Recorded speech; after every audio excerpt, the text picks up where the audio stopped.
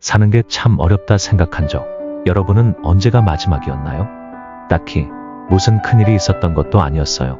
출근길 지하철 안에서 복사기 앞에서 멍하니 서 있다가 은행 잔고를 보던 순간에도 그냥 가만히 있다가 문득 숨이 턱 막히듯 느껴졌어요.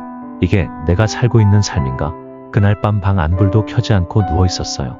핸드폰은 꺼진 지 오래고 불 꺼진 천장이 자꾸만 깜빡거리는 것 같았어요. 그때 문득 울리는 문자 하나.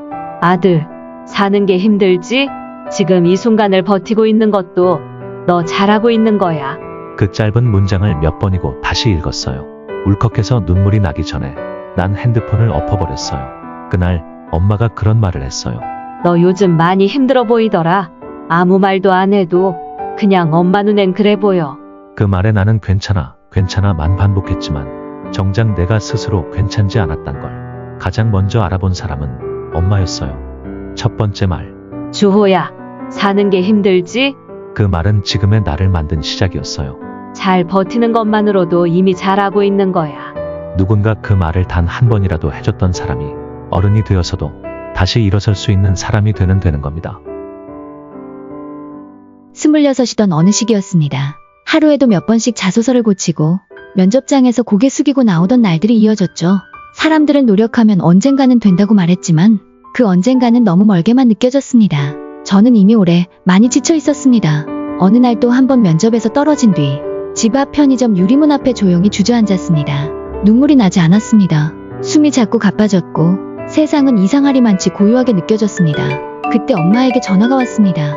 딸, 어디야? 몰라. 그냥 앉아있어.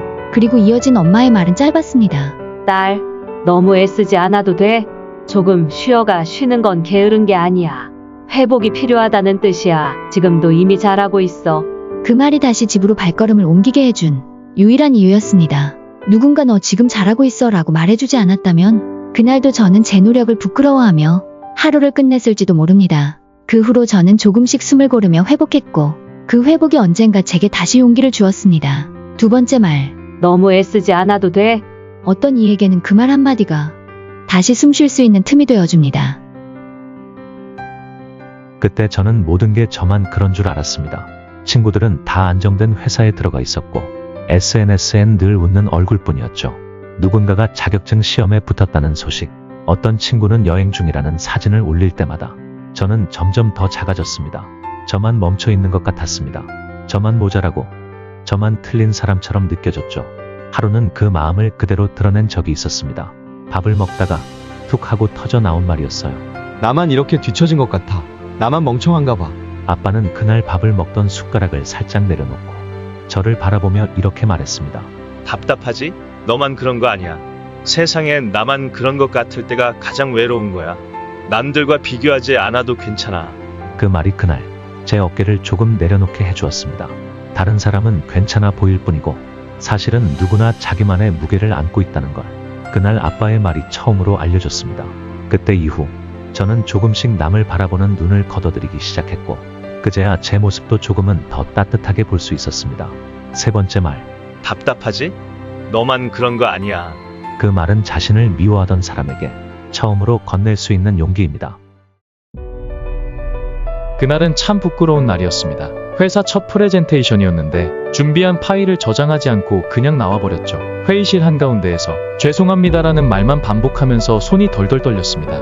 회의가 끝나고도 사무실 책상 앞에서 몇 시간 동안 꼼짝도 하지 못했습니다. 머릿속엔 한 가지 생각만 맴돌았어요. 나는 안 되는 사람인가 보다. 그날 밤 아무 말도 하지 못한 채 집에 앉아 있는데 아버지가 제 옆에 조용히 앉았습니다. 그리고 이 한마디만 하셨어요. 실수해도 괜찮아. 실수는 틀린 게 아니야. 그건 배움이야. 누구나 그래.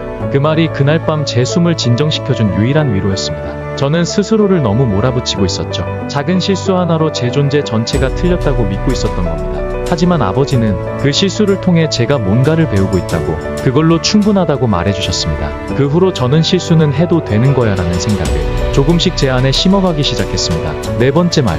실수해도 괜찮아. 실수는 틀린 게 아니라 배움이야.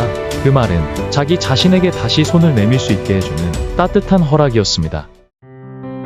사람은 누구나 이건 나 혼자 이겨내야 하는 일이다라고 생각하는 순간이 있습니다. 저 역시 그랬습니다. 힘들다는 말을 꺼내는 게 어디서부터 잘못된 건지는 모르겠지만 누군가에게 기대는 게 미안했고 무너지는 모습을 보이는 게 두려웠습니다. 어느 겨울이었습니다. 몸도 마음도 지쳐 있었고 감기 몸살로 이틀째 끙끙 앓던 날 엄마에게 전화가 왔습니다. 왜 말을 안 해? 아프다면서. 그냥 별거 아니었어. 그때 엄마가 말했습니다. 도움이 필요할 땐 꼭 말해줘. 혼자 버티지 않아도 돼. 엄마랑 아빠는 항상 내 옆에 있어. 내 인생은 내가 살아가야 하지만 혼자는 아니야. 그 말은 마치 무너진 다리에 손을 얹어주는 말 같았습니다.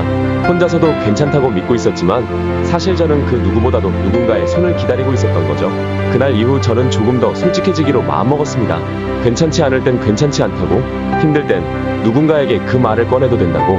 5번째 말, 혼자 버티지 않아도 돼. 그 말은 세상을 살아가는 나에게 혼자가 아니라는 믿음을 남겨준 말이었습니다.